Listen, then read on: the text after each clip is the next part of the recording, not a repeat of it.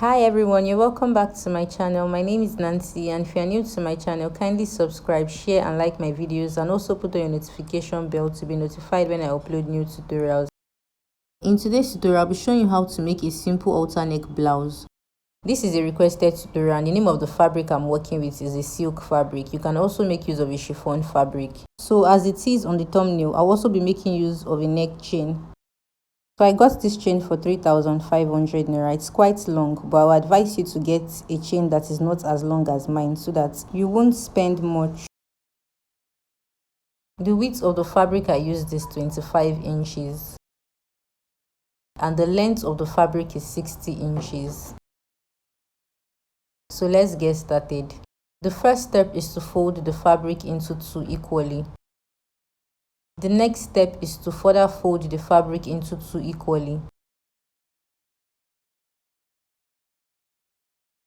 So I practically folded this into four.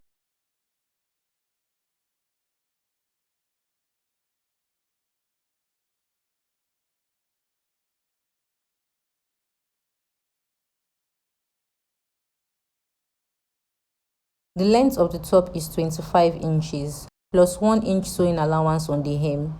That will be 26 inches altogether.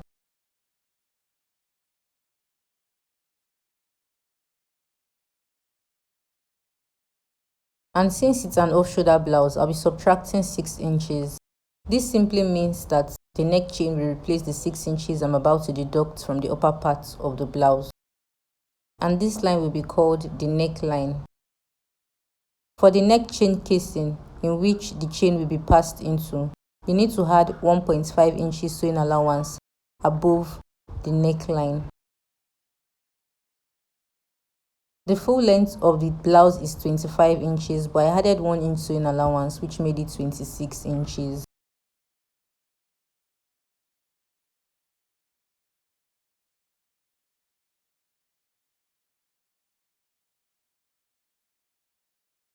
To get the armhole depth, you divide the armhole circumference by 2. Our armhole is 14 inches, divided by 2, I have 7 inches. But if I'm using the exact 7 inches, this simply means that the armhole is going to be tight on her. So the best approach to this is to add extra 3 inches sewing allowance, which made it 10 inches. Now with these 10 inches I marked, the armhole won't be tight. The next line is the shoulder to waist line. The shoulder to waist line is 16 inches.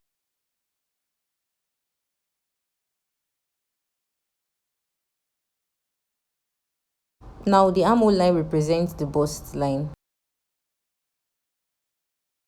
The next line is the waist line. And the last line is the length of the blouse.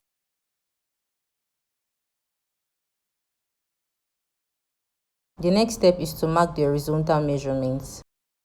To get the measurements you'll be using for the neckline, you have to place your tape on your client's chest to get a chest circumference for just the front part. So how do you get the chest measurements? You place your tape horizontally from the first armpit to the second armpit to measure the distance.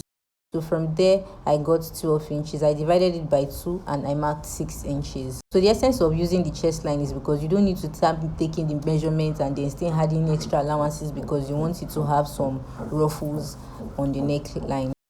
The next step is to place the bust circumference measurement on the bust line. Then you add about 3 inches sewing allowance to the side since it isn't a fitted top.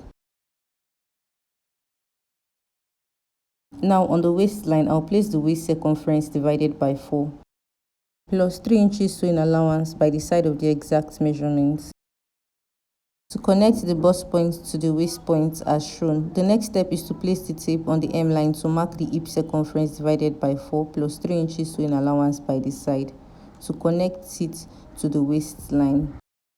So by the edge of the hemline, I'll place the tape vertically to mark 2 inches, and I'll also place my tape starting from the fold, which will be placed on the hemline to mark 7 inches to connect the 2 points together.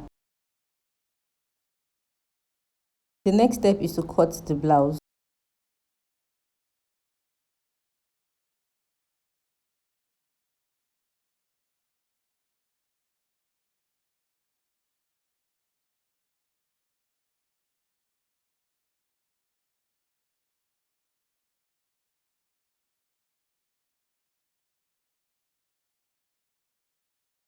And since the fabric was folded into four before cutting, this simply means that after cutting, you should have both the front piece and the back piece of the blouse. The next step is to take both the front piece and the back piece to the sewing machine to secure the armhole by folding it in by 1/2 inch and further folding it in by 1/2 inch.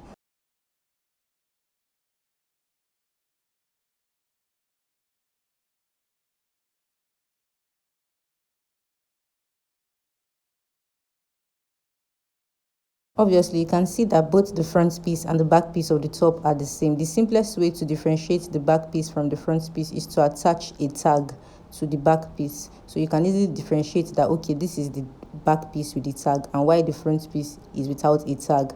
And for those of us that do not have a tag to attach to the blouse, it means that you can wear the blouse in both ways, since the front piece and the back piece are actually the same.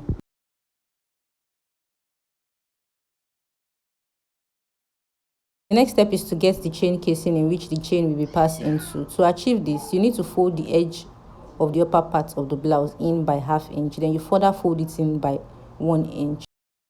And after folding, you need to take this to the sewing machine to secure the edge with a stitch stitch.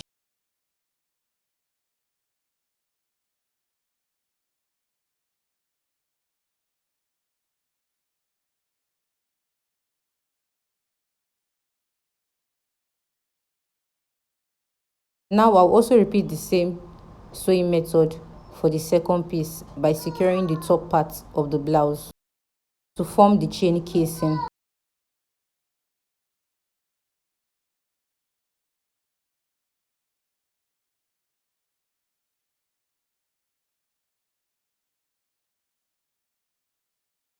Alright, so I've secured the chain casing for the upper part of the blouse and you can see that it's very neat. I also repeated the same sewing method for the second piece. The next step is to place the right side of the fabric directly on each other.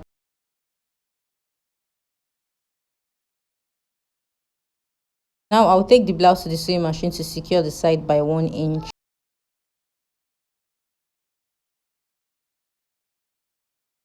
After securing the side of your blouse, to make it very neat, you should take this to the overlocking machine to weave the side.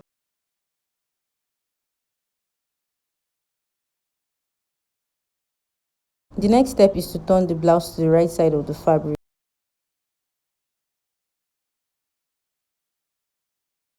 Now I'm going to take this to the sewing machine to secure the hem of the blouse by folding it in by 1/2 inch and further folding it in by 1/2 inch.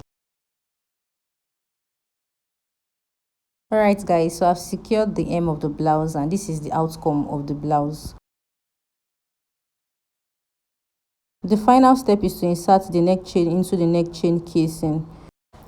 And one good thing about using a neck chain is that you can easily adjust it if it's too long or too tight. And for those of us that might not want to use the neck chain, you can easily cut a piece of the fabric to make a long rope.